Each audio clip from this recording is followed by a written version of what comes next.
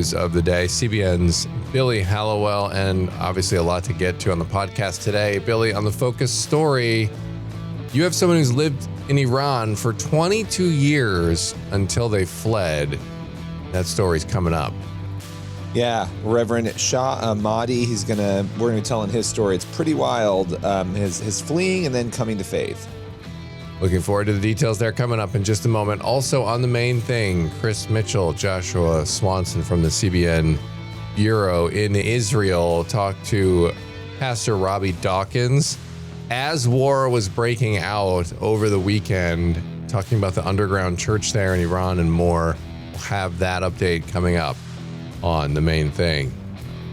But right now, I want to tell you about our sponsor for this podcast, Christian Solidarity International. And as we've been talking about, CSI is there on the ground building long-term partnerships. If you feel led to help persecuted Christians around the globe in some of these hard-hit areas, like Iran is one place where, as you're going to hear about, the underground church is really thriving there in Iran.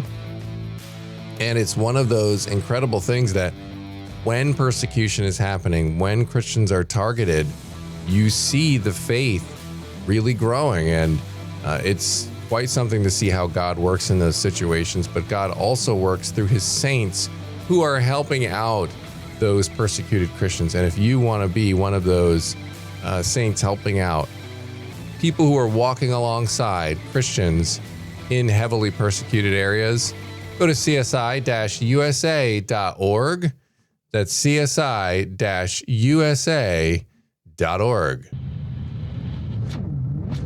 And we're going to go to the news in 90 seconds now. And Iran has expanded its fight, missiles, drones, and a region on edge. Overnight, Iranian strikes were reported across multiple Middle East countries, including Saudi Arabia, Kuwait, Bahrain, Qatar, Jordan, and the UAE, marking a dramatic regional escalation. A fire broke out at a Saudi Arabia oil refinery after drones were intercepted.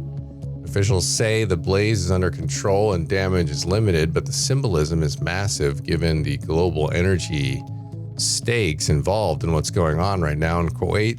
Several U.S. fighter jets crashed during an intense Iranian fire. The crews survived and investigations are underway. Video appears to show at least one F-15 going down in a spin. The U.S. and 6 Gulf nations issued a joint statement condemning Iran's reckless and indiscriminate attacks, reaffirming their right to self-defense. In Israel, the IDF says it has killed senior Iranian intelligence officials and struck Iran's intelligence headquarters in Tehran. That is the big story right now. We will keep you updated at cbnnews.com. And Billy, that's obviously the major story happening right now. And prayers obviously all around for everyone involved, the people that are there in Iran, the military that are involved, just civilians in any area that has a U.S. target, because this is obviously a massive escalation.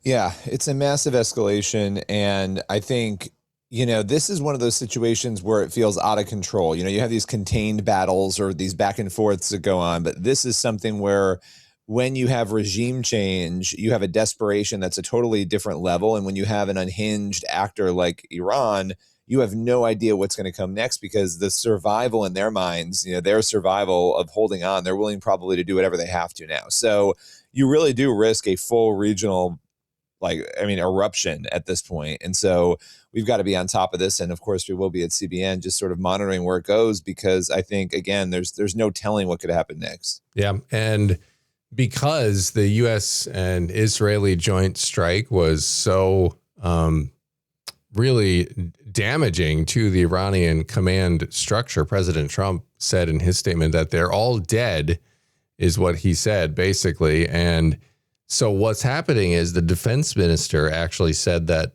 they're operating now kind of isolated. Their different units are separated. And so they are only operating under like general orders. They don't have a command structure in place to kind of divvy out the orders to the different units. They're just like, hey, here's your orders. Go ahead and do these as best you can. And that's who's going to be in charge? Right. And right? So who's going to take over? And that's going to lead to indiscriminate attacks and who's going to take over. So it is definitely a messy situation. So be praying for that. And stay tuned to cbnnews.com for more updates. All right. As Billy mentioned there, the Reverend Shah Ahmadi lived in Iran for 22 years until he fled. So tell me about his story. Yeah, this is really a wild story. He, as you said, was there for 22 years. He's now a Christian living in America. He works for an organization called Iran Alive Ministries.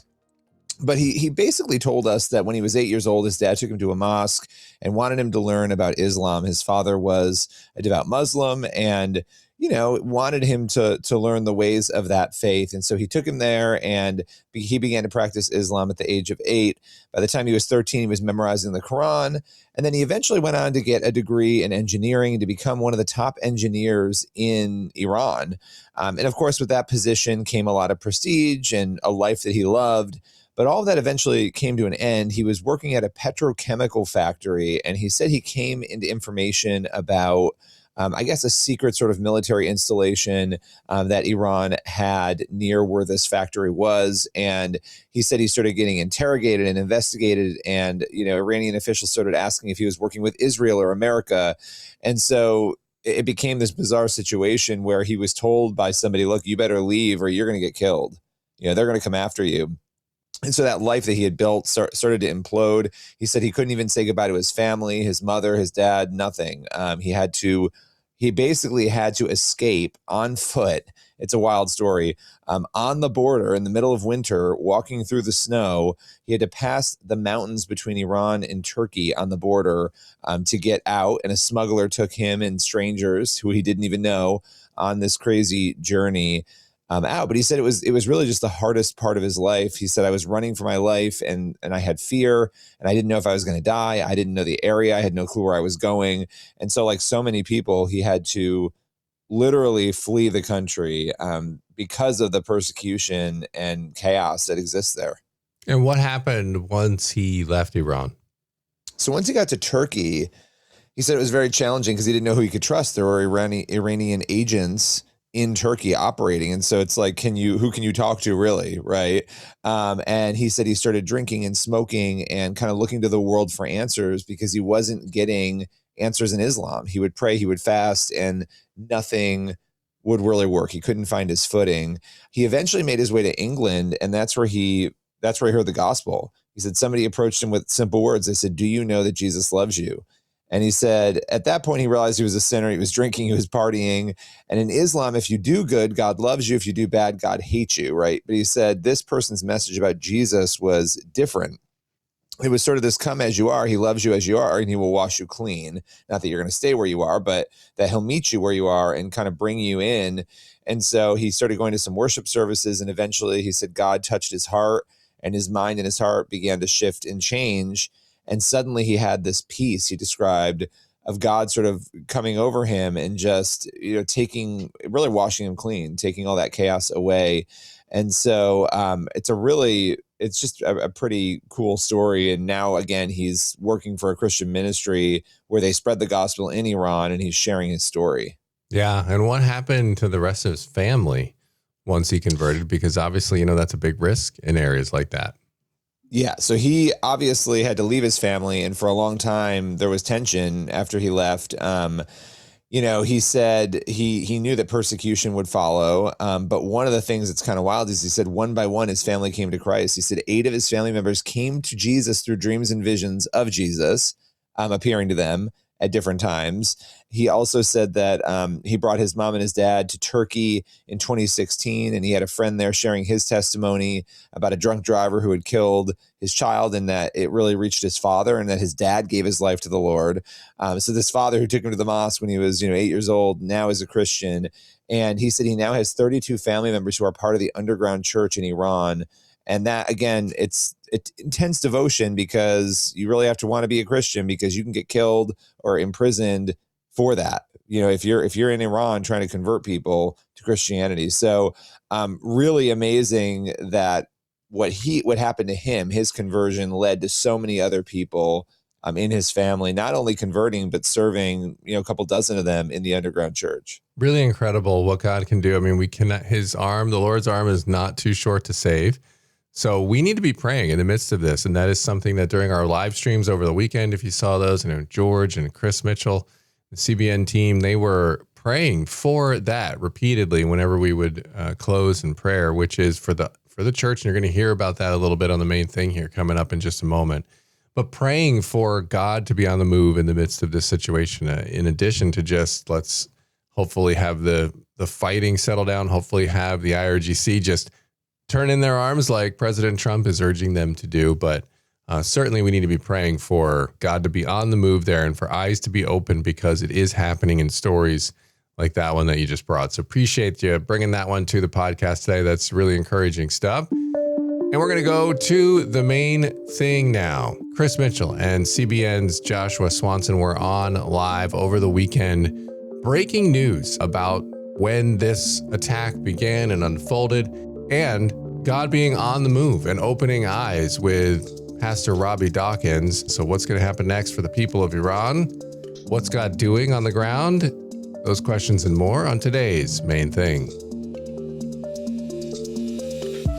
Joining us right now is Pastor Robbie Dawkins in Dubai. Pastor Robbie, great to be with you once again. You have a great insight into what's happening in the underground Iranian church. First of all, tell us what's happening in the country you're in right now. Up in this area, we've been hearing mortar blasts in this. I think even we're hearing stuff even coming from Qatar. There have been strikes against Qatar as well. What brings you to Dubai, Robbie? What are you there for? We're here gathering medical supplies and supplies to be shipped into Iran to help with underground clinics. Currently, if any Iranians that come that have been a part of the protests show up at the hospitals, they are said that they will be killed. So there are underground clinics that are lacking medical supplies, and we're here gathering those and shipping them into Iran for those underground clinics. Yeah, and Pastor, what have you been hearing from inside Iran, especially from the underground church? Well, they're thrilled. They're celebrating. They're excited. They're dancing in the streets. They're telling, me that they could not be more excited. Today is the day of salvation. Now liberation has come, and they're just celebrating the U.S. and Israel with the strikes. It's been a long time for them waiting, and they could not be more thrilled. I know one Iranian that is not happy about what's happening right now. What is the next step? Do you think that people will rise up as the president called them to? Mm-hmm. Is that the next step, Robbie, that we're going to see? Yes, they're prepared for it. I know many groups of young Iranians that have been training and have been equipping for a long time. They've been going through endurance training and things like that so that they could forcibly, if necessary, step in and take over the government. They are ready to do that. Of course, they are not looking to take over and lead themselves, but to see the topple of that take place. And we've been sending in every bit of reinforcements we could to help them in doing this. And so they're thrilled, they're excited, they're ready to go, and they're ready to see a new day in Iran come, and it be a day of peace. Yeah, we have heard reports that Reza Pahlavi is preparing, for a 6-month transition. Lord willing, if the regime falls and that there is a transition to a democratic government, is that a sense among the people you have talked to that he would be perhaps a transitional leader in Iran? Absolutely. They are very loyal to him and very dedicated to him. He understands their ways. He understands, of course, the Iranian way of thinking.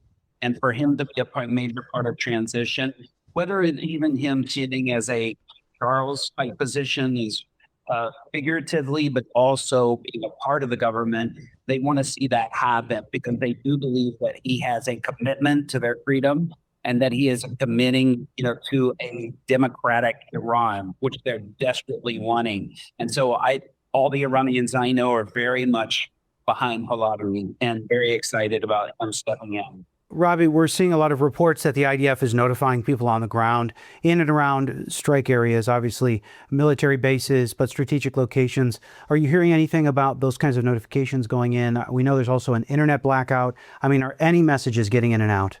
There were tons of text messages that were being sent early this morning and then again late this morning that were spreading all over. I was getting screenshots all over Iran, from the breeze all the way down in the south in Shiraz, where they were being given those warnings. And so that's been, very good for the people are not necessarily going into hiding. They're wanting to step out and topple the government and take over and this thing change. So they're wanting to be all hands on deck and available. But they are also, I'm hearing multiple Iranian leaders of the underground church that are very much praying for the protection of Israel and praying for the IDF to, U.S. soldiers to be protected and secure in this time too, as they do these airstrikes. So how would you pray? How would you recommend that people be praying right now, Pastor? I would pray that there would be an absolute complete success against the IRGC, that there be a complete toppling, that there would be no leaders that remain that could come in and try to do anything. That the IRGC would lay down their arms and do as President Trump has instructed, and that this would be a peaceful transition where that there's not a lot of fighting that's going on. The IRGC will not win this battle. There is no sense in them putting any resistance up whatsoever. And we need to pray to that end. Pray that the believers in Iran stand strong, that they step in and they be able to present the gospel and be able to step into any roles of influence that they can. They are ready to do that and eager to do that.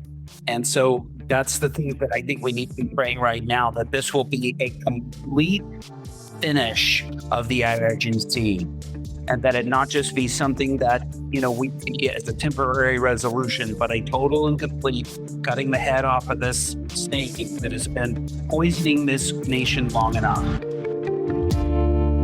I appreciate that conversation there. If you want to see all of CBN News' breaking live coverage, you can still see those posts as it happened over the weekend. Also, we will have continuing coverage here as needed on the situation going on in Iran, and now with the reprisals happening by Iran and other parts of the region. We'll have all those updates on cbnnews.com. All right, that's going to leave us with time on the podcast today for one last thing. We've got 2 Timothy 3:12. In fact, everyone who wants to live a godly life in Christ Jesus will be persecuted. It's just a reminder that persecution is kind of a promise for believers. It's not just an anomaly. Yep, it's a feature, not a bug. It's going to happen, and we have to figure out and pray how God's going to use this situation for the greater good and for His glory. So be praying for that, and be praying for all the people involved as war breaks out. And we will keep you posted on all of it at cbnnews.com. God bless. We'll see you back here tomorrow.